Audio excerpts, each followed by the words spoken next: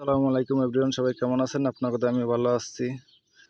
তা সৌদি আরবে আমি কটা তরমুজ গাছ লাগাইছিলাম। এই যে কত সুন্দর গাছগুলো হয়েছে। তা দুঃখের বিষয় হইলে আজকে তরমুজ গাছের গোড়ায় পানি দিতে আইসা দেখি একটা গাছে মিষ্টি কুমড়ার আগা ছাড়ছে, আর এবং এই যে তরমুজ গাছের আগা এবং একটা গাছ দিয়ে মিষ্টি কুমড়ার আগা, ঠিক আছে। তো এই আগাটা ভাঙ্গে দেবো কিনা আপনারা সবাই কমেন্টের মাধ্যমে জানাইবেন। আর আমার লাইফে এই ফার্স্ট দেখলাম আল্লাহর কি খেলা। এই যে তরমুজ গাছে মিষ্টি কুমড়ারও আগা ছাড়ছে একটা এই গাছ, ঠিক আছে।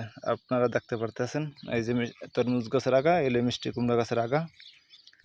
আল্লাহর কি নিয়ামত, আল্লাহ ভালো জানে কোন গাছে কি হবে।